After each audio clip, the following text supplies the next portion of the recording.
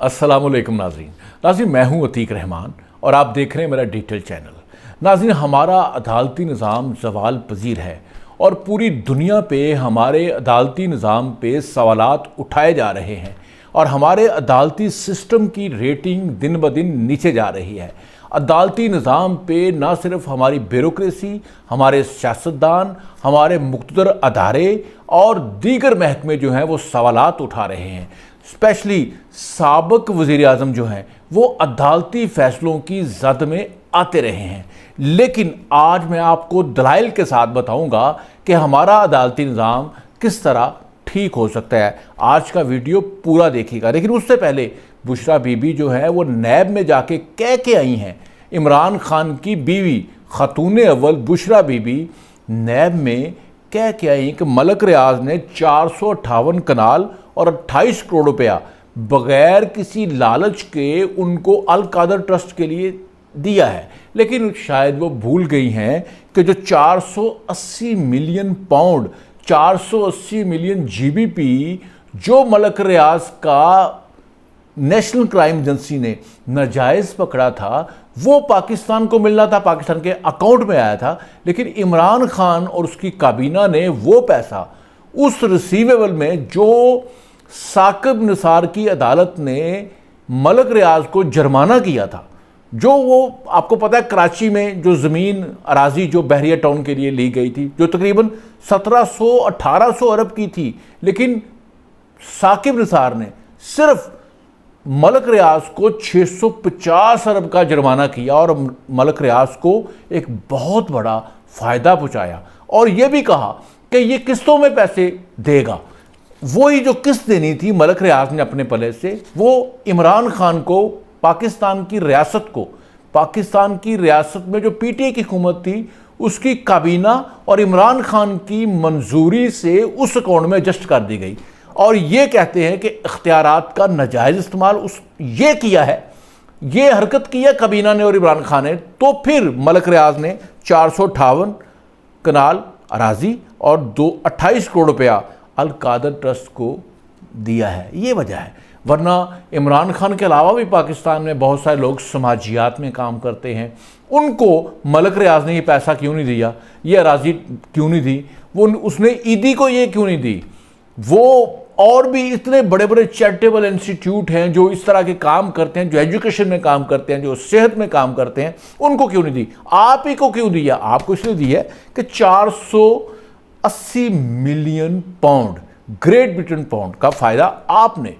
आपने मलक रियाज को पहुँचाया है। और नाजरीन, आप ये देखें कि फ़ौजी अदालतों की बहस हो रही है और उस पर पीटीआई बड़ा प्रोटेस्ट कर रही है। इमरान खान इस पे बड़ा बोल रहे हैं वीडियो लिंक पे, फ़ौजी अदालतें नहीं होनी चाहिए। हमारे वर्करों का जिन्होंने कोर कमांडर हाउस पे हमला किया, जिन्होंने शोहदा की यादगारों पे हमला किया, जिन्होंने GHQ पे हमला किया और मुख्तलिफ़ जगहों पे जो फ़ौजी तस्नीबात थी उन पे हमला किया, उनकी तौहीन की, उनकी बेइज्जती की, तो ये इमरान खान साहब कहते हैं जी फ़ौजी अदालतें नहीं होनी चाहिए। हालांकि इमरान खान साहब की अपनी हुकूमत में जब पीटीआई की हुकूमत थी तो यही फ़ौजी अदालतें थी, धड़ाधड़ सिविलियंस को, ये जो आम शहरी हैं उनको सज़ाए मौत दे रही थी, 7 साल कैद, 8 साल कैद, 10 साल कैद दे रही थी, सज़ाए मौत दे रही थी। लंबी लिस्ट है और हामिद मीर ने अपने एक शो में पूरे बंदों के नाम बताए हैं, एक एक बंदे का, उसका एड्रेस तक बताया है कि उसको किस केस में सज़ा हुई, और ये भी बताया कि पता ही नहीं चलता, बाद पता ये चलता है इन्वेस्टिगेशन के बाद कि आपको सज़ा होगी, ये भी बताया था। और जनाब सेनेट में एक मुतनाज़ा बिल भी जो है वो मंजूर किया गया है, कौमी असम्बली और सेनेट में, उस पर अवामी रद्द-ए-अमल आया जिसमें सेनेट के चेयरमैन के लिए रिटायरमेंट के बाद भी बहुत सारी सहूलतें हैं। उसमें उसका वो क्या कहते हैं, उसका मेडिकल भी है, उसका मतलब उसको खिदमतगार भी दिए गए हैं 7-8, फिर कोई 8 से 10 लाख सैलरी भी है, इसके अलावा और बहुत बिल फ्री हैं, इस तरह के हैं। तो इसमें बड़ा प्रोटेस्ट आ रहा है। तो मैं समझता हूँ जो पाकिस्तान के जिस तरह के हालात हैं तो इस तरह के बिल पास नहीं करने चाहिए। अब आते हैं जी पाकिस्तान का अदालती निज़ाम किस तरह ठीक हो सकता है, जिस पर मैंने आपको कहा था अदालती निज़ाम किस तरह ठीक हो सकता है। देखिए, जो हमारे जितने भी मेरा ना जो जज बनने का प्रोसेस है, जिस तरह से हमारे जज बनते हैं, जिस तरह मतलब एक वकील बंदा बनता है जो इतना लायक नहीं होता पहले, मतलब डॉक्टर जो होते हैं बड़े लायक बच्चे जो डॉक्टर बन जाते हैं, इंजीनियर बन जाते हैं, और जो कुछ नहीं बनता या वो होम्योपैथिक डॉक्टर बनता है या फिर वो वकील बनता है। तो वकील कुछ इम्तहानात पास करते करते वो जज बन जाता है। अब जो वकील बनता है, जिस चैम्बर से वो जाता है, तो उसके बाद उस चैम्बर में उसके ताल्लुकात होते हैं, वकला उसके दोस्त होते हैं, फिर जिन साथी से वो पढ़ा होता है, मतलब एतजाज़ हसन जो उनसे हैं, उनसे जो पढ़ा हुआ एक वकील जज बन जाता है, तो एतजाज़ साहब उसकी जब अदालत में अपना केस लड़ने जाएंगे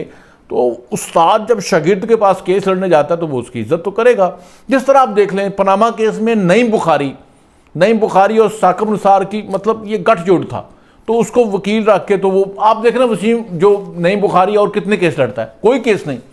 आप देख लें कितने केस लड़ता है, वो कोई भी नहीं लड़ता, बस एक केस लड़ने के लिए आ गया ना वो, तो वो तल्लुकात थे।